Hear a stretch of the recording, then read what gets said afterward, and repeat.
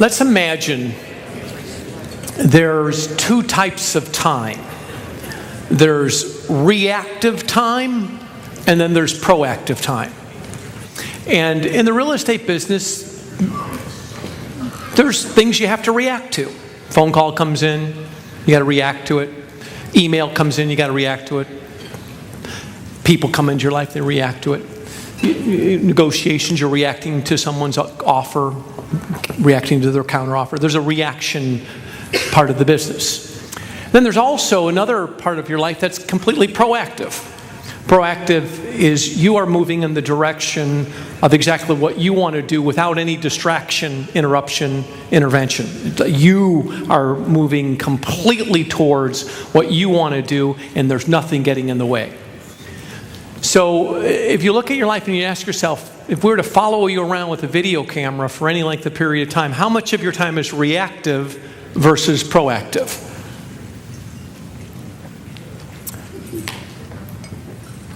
So what we're going to look at is how can you look at the things that take you out of proactive time? What are the things that get you into reactive mode? And what I've discovered, there's 4 big reactive activators. Number 1 is email. Number 2 is phone. Number 3 is people. But the biggest of them all is pop-up thoughts. A thought that just pops up and it sends you into a reaction mode. You could have all the intention, to be proactive. Proactive would be, I'm going to sit down today and I'm going to design a 12-month mailing campaign to my sphere of influence. And it's going to take me an hour to do that. I'm going to have to be away from the phone, no email, no people, and completely work on putting this system in place. And a thought pops up. I really do need to look at a new car, though. I think I'm going to drive by the dealership, and you're off in that direction. How many of you know what I'm talking about here? Or another pop-up. Oh, another thought comes up, whatever it is. I better check the file on Miller Street to see if the escrow papers are been signed. Pop! And that little thought that pops up takes you away from being proactive.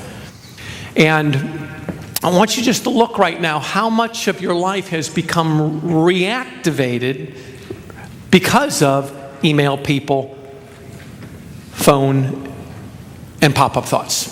I mean, if we were to follow you around for 90 days, what percentage of your life is reacting versus actually proacting? Take your best stab at it. What percentage? Why don't you turn to the person next to you, just tell them X amount of my time is here and X amount of my time is here. What do you think it is?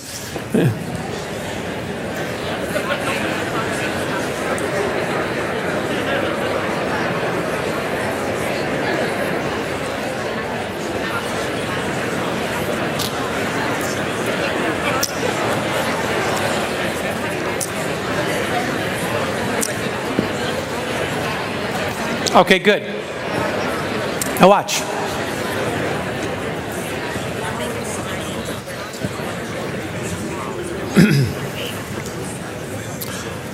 I'm going to suggest that when you step into this conference right now, as you sit here right now, you have stepped into proactive time.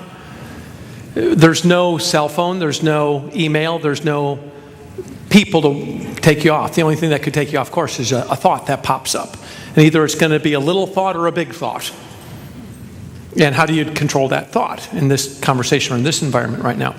So what we're going to concentrate on in this area is how to do what Peter Drucker said is the single most important thing for high productivity. Peter Drucker is the guy that wrote the book called The Effective Executive. As a matter of fact, the way he said it was the number one cause of failure for entrepreneurs is interruption. The number one cause of failure is interruption. And I would say a reactive activator. Something reacts, gets in your life, activates you to react as opposed to proact.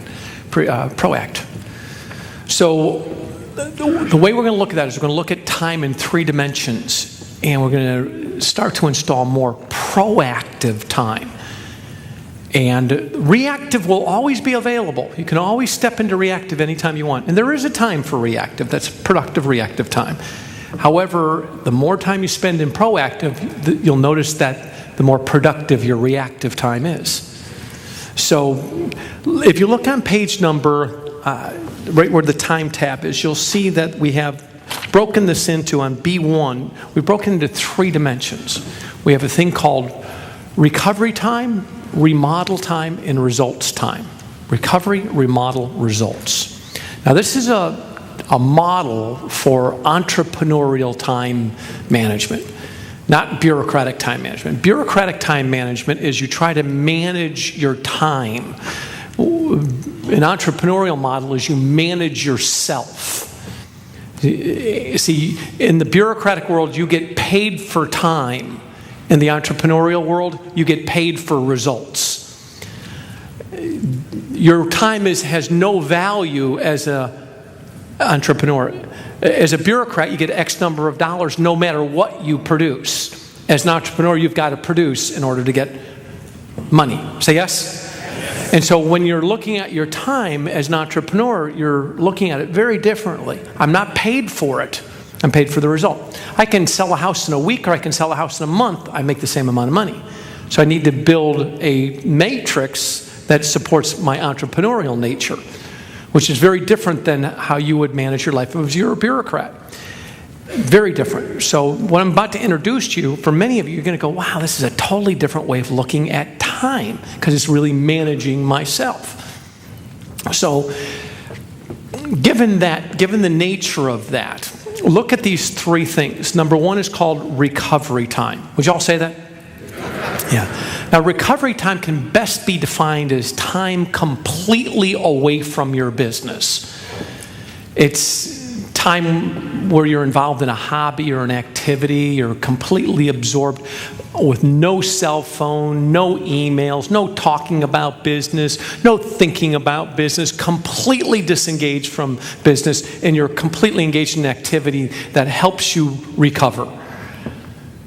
Tony Schwartz, who studied the highest performing athletes in the country, said that the people who are in the top 10 of their industry or their sport were the people who knew how to recover in between performance better than anybody else. And he looked at the top tennis players, and he looked at the top 100 tennis players, and he looked at the top 10 who made, on average, about 100 times more money than the bottom 10 of the top 100. And what he noticed was there's something that the top 10 did that the bottom 10 didn't do, and that was in between shots, they recovered.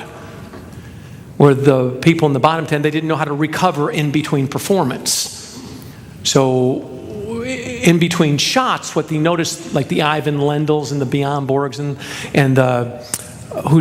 Federer and Udall and all these guys today, the very best, when they hit a shot, when they're done, they turn their back to the net. They take their racket out of their dominant hand and put it in their non-dominant hand. They put their head down and they find a mantra. If it's focus, focus, focus, or relax, relax, relax. And then they turn back around and they get back engaged. But they have this thing called periodization. It's what they do in between performance that gets them ready for their next performance. Where the bottom 10, there is no periodization. They hit the shot and they're like, whoa, they're looking into the stands. Hey, did you see that? Yeah, ooh, yeah. And there's no rest in between. So when it comes to the last set, these guys are exhausted. Where Federer and Udall are like, they've got enough rest in between shots that they've had time to recover. So I'd like you to think about, what do you do to recover in between performance? What are you doing? How much of your time is spent completely away from your business? Or do you always have one foot in the game all the time? So you're never really out of it 100%. You always got your cell phone on. You always have your BlackBerry with you. You always have your access to your cell phone. You're always on all the time. So there's no real disconnect from the business. And really, when you got into this business, many of you wanted a business that you could have some freedom. And so you could actually get away from it, but then you get into it and you find like you're always in. So the first thing is to ask yourself, would you be willing to just disconnect from your business for extended periods of time so you could actually rest, recover, so when you come back to your business, you feel refreshed? I mean, if we were to look at your calendar over the last 90 days, how many full 24-hour periods of time were you completely disconnected from your business? No voicemail, no email, no hand gestures, no smoke signals, nothing that would indicate that you're in business. What do you think it would be? Why don't you tell the person next to you how much time you were in recovery in the last 90 days? What do you think it was? No business at all.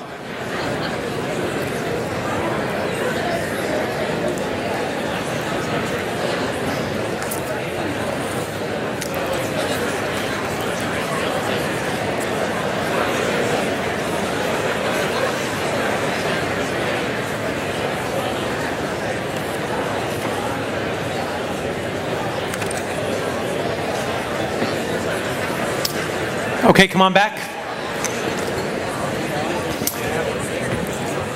My friend Nancy Black and John Black in Tennessee, Nashville, Tennessee area, came to the main event like you are right now. We're down in Callaway Gardens in the Atlanta area. And right about this time of the event, Nancy got up and walked out of the room, and she came back to the event the next day, and she said, I left the event because it was too painful to hear this. She said, what I realized is in 18 years, I probably took no more than a day or two off. I was always working, always on. And when I had suggested to her that she take some time away from her business, her first thought was my marriage wouldn't survive it. We have nothing else to talk about. That is our life. We are real estate. And she goes, I've grown to hate the business.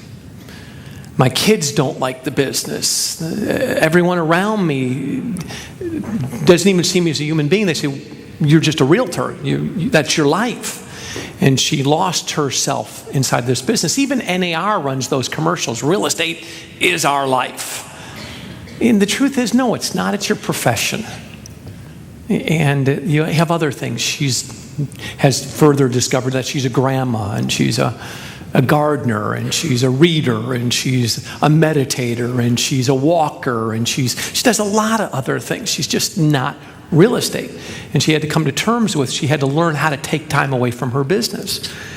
And as a result, she's still one of the most productive real estate agents in North America, even though she doesn't work nearly as many hours as she had to. But when she does work, she's highly effective because she's rested. How many of you have ever heard the notion that when you're tired, other people get stupid?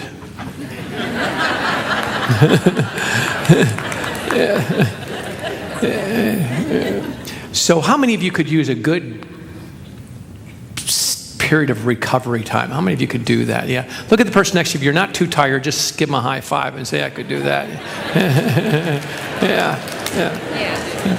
So as we start to idealize what would be the perfect calendar for us to live into, the first thing we want to put in there is recovery time. The second thing we want to work on is called remodel time. And remodel time is when you're working on your business. And that's what you're doing in this conference, is you're working on it. You're not away from it. This is not a vacation. You're not in it. You're actually on it.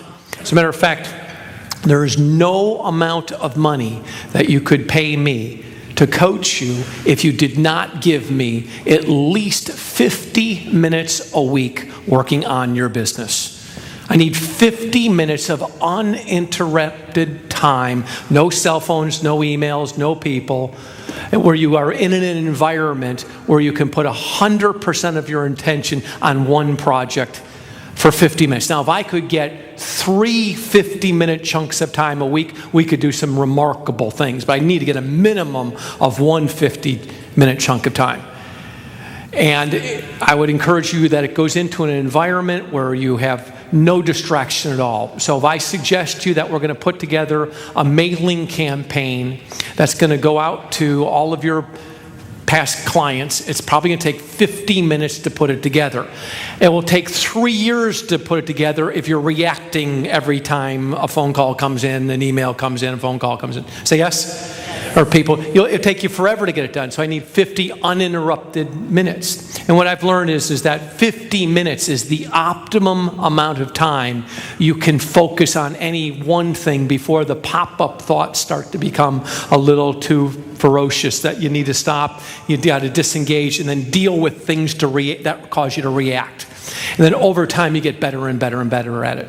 If you read Malcolm Gladwell's new book called Outliers, what he's discovered is the people who are most successful are the people who have trained their brain to concentrate for the longest periods of time without any distraction.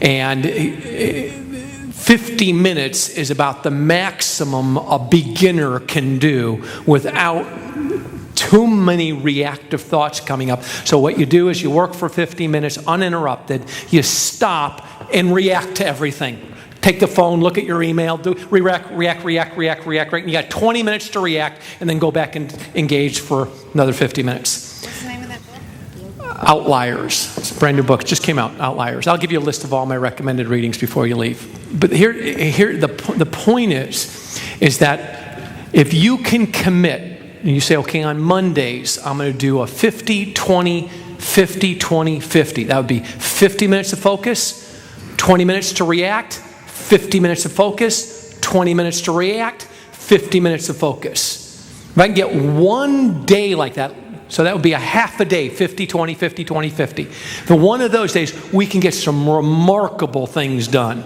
extraordinary things done. If I can get one of those a week in 52 weeks, and I could assign you what you're going to do in those 50-minute chunks of time, we could build a remarkable system in your business. See, it takes time to work on it to build the system. When you're in it, what you're doing is you're operating the system. When you're on it, you're building the system. And without the time on it, it's virtually impossible to make you highly productive when you're in it. Because when you're in it, you're just reacting all the time. So for example, you're down here, and this is the transaction's getting ready to close. And what you're finding out is that all the documentation is not prepared for the close. There's things that are missing. How many have ever had anything like this before? And so you're reacting, phone calls, emails, all reaction down here. This drama, high drama. And if you got 3 or 4 of these things going on simultaneously, you're not sleeping, you're up late, you're taking phone calls during dinner time, you're in the bathtub taking calls, your family's put on notice that you're going to be working all the time, you've got all these deals closing. And the truth is, if you would have went up here and worked on your business for about 50 minutes and put a system in place that made sure everybody brought documentation in, and it'll probably take you 50 minutes to build that system. So down there, when you got down there, everybody had documentation, but it would be a system that you'd fix for everyone. So when somebody came into your office, there's a checklist. We don't go here until all of this is handed in, and you build it up here. You would have far fewer problems down here. Are you following me on this? So if you don't give me this time down here, you'll be a mess down there all the time. I love, somebody showed me this metaphor once. I don't remember exactly who it was, but it was a group of doctors. It was a convention for doctors, and they were talking about how doctors never take any time off. They're always on call, cell phone, always on, ready to react. And so they're burnt out. Our medical industry is just burnt out psychically, spiritually, mentally. They're fried. They're always on all the time. And now there's this group of doctors sitting around a campfire, and they've taken some well-deserved time off. And they're all hanging out and chatting, and they've got a bottle of wine going, and they're talking around a fire. And then there's this river that flows by the campfire, and they notice a body floating down the river. And it's innate in the doctor. They jump out and pull them aside, mouth-to-mouth resuscitation, bring them back to life. Doctors feel like they've done a great job, and then they notice another body coming down the river. And they pull that body out, and then mouth-to-mouth resuscitation, bring them back to life. And then another body. And before you know it, they're no longer relaxing. They're pulling bodies off to the side and bring them back to life. And then finally, one doctor says, I'm going upstream to see who's throwing them in. And I'm going to work on the problem down here, not trying to fix it down here. This is preventative medicine down here. Down here is Ritalin. Yeah. Down here is medicine. Down there is prevention. Are you following me on this?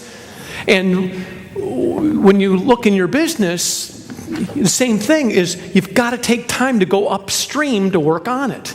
And if I can get 50 minutes a week, if I can get 3 50s in one day, a 50-20, 50-20, 50, if I can get one day, like if you pick, okay, Tuesday is remodel morning from 9 o'clock until 12, and you made a commitment to that for 52 weeks, we could build an incredible system that would produce stability where you can get your 1 to 2 transactions a month. We could build a lead generating system. We could build a lead appointment system. We could turn the appointments into contracts into closings, and then build a referral system. But you have to make that kind of commitment to work on your business.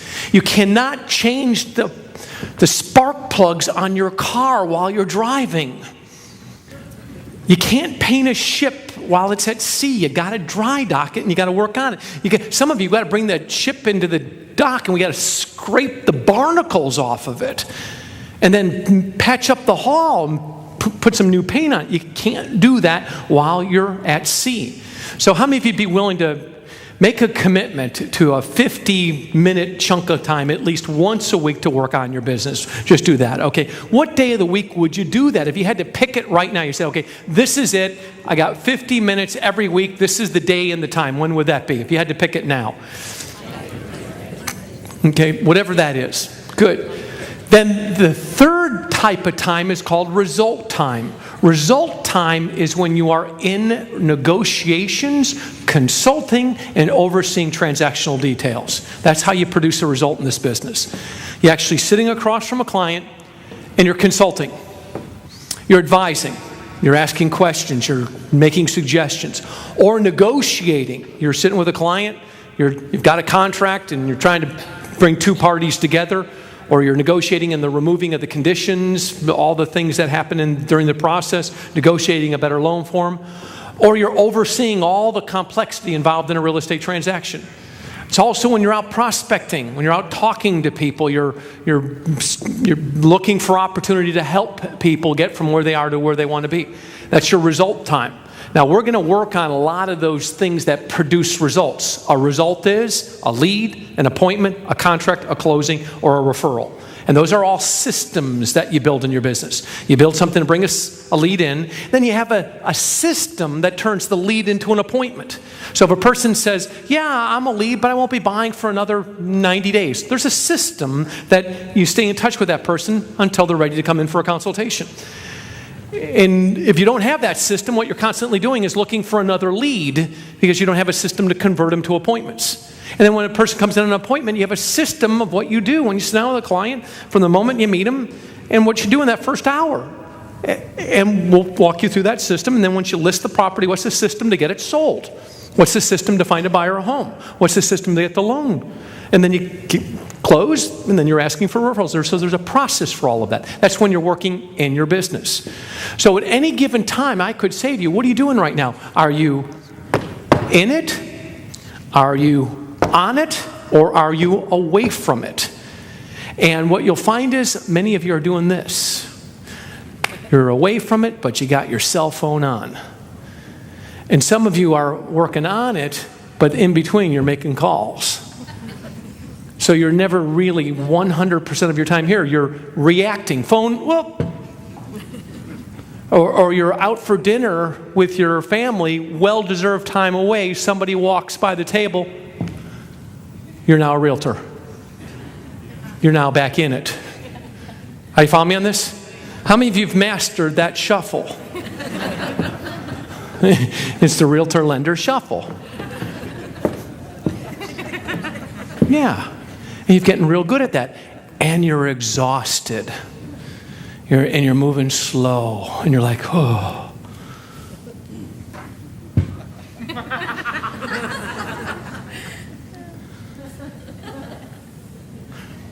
Yeah. And what you're going to learn is the most successful people focus. They do one thing at a time, and they do it extremely well. the rice paddy effect. You know, it's part of our problem in our country right now is we've lost our focus. We don't have the capacity to concentrate for any extended period of time. Look at our kids. Our math scores are the worst in the world because our kids don't know how to focus. You go over to Asian countries and what they have the capacity to do is focus. I went to the library the other day and every kid in there has buried their head in the computer completely focused.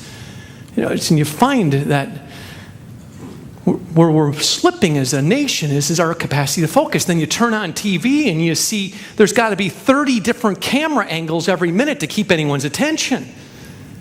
If you watch TV back in the 60s and you watched I Love Lucy, there was one camera on Lucy for about 20 minutes. And now you turn TV on, a kid couldn't watch that. It's got to be multiple angles happening all the time because the mind doesn't know how to focus. Are you following me on this, gang? It's our capacity to sit with the problem until the solution arises. I know I work with my daughters. I have to sit with my 14-year-old daughter, Olivia, with her algebra, and it will take us an hour to figure out a problem. But that's what I'm teaching her to do, is sit for an hour on a problem. Develop the capacity to stay with something for an hour.